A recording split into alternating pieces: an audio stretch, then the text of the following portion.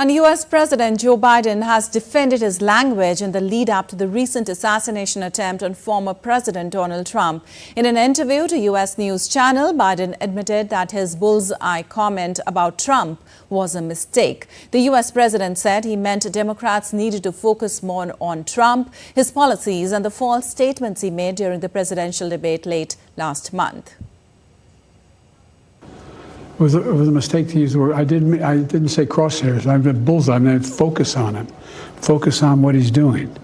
Focus on his policies. Focus on the number of lies he told in the debate. Focus. I mean, there's a whole range of things that, look, I'm not the guy that said I want to be a dictator on day one. I'm not the guy that refused to accept the outcome of the election. I'm not the guy who said that wouldn't accept the outcome of this election automatically. You can't only love your country when you win. How do you talk about the threat to democracy, which is real, when a president says things like he says? Do you just not say anything because it may incite somebody? Look, I have not engaged in that rhetoric.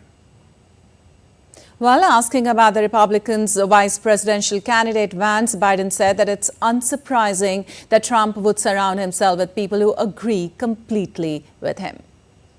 It's not unusual. He's going to surround himself with people who agree completely with him. Have a voting record. I support him. Even though if you go back and listen to the things that J.D. Vance said about Trump.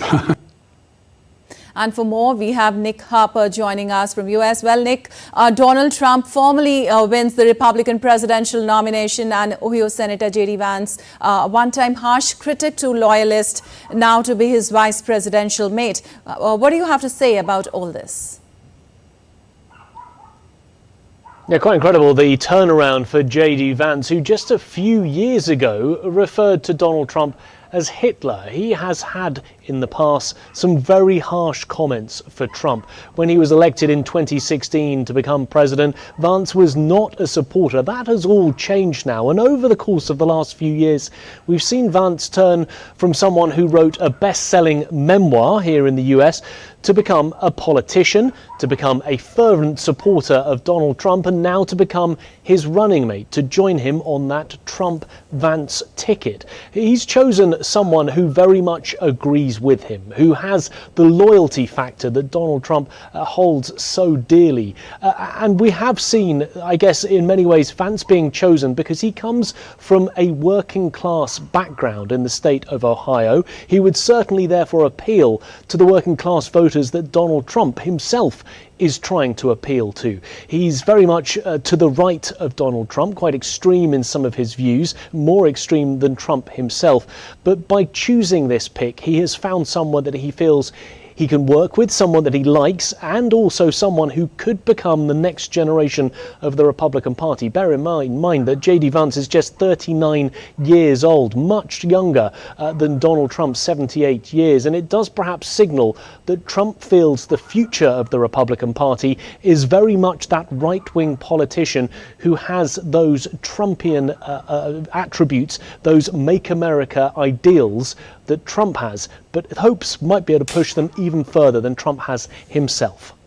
All right. Also, Nick, after Biden appealed for calm and conciliation yesterday, what can we say about Biden admitting that bullseye comment about Trump was a mistake?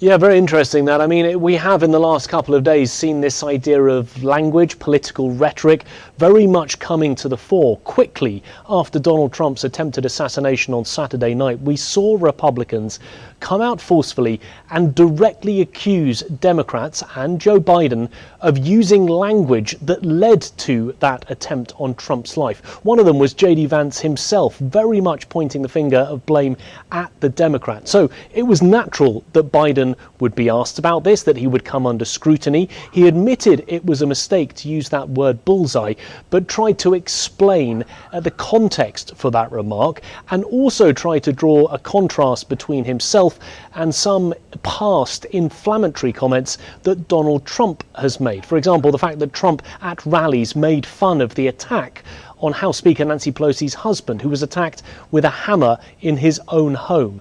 Those were the type of comments that Biden wanted to reflect in that interview, to show that language has been used by both sides in the past, and very much trying to draw that contrast. But it's a fine balancing act that the Democrats know they now are engaged in, trying to point out that they're not getting involved in dangerous, inflammatory language, but at the same time knowing that Donald Trump has all the oxygen at the moment. Very much the focus is on him just 3.5 months before the election.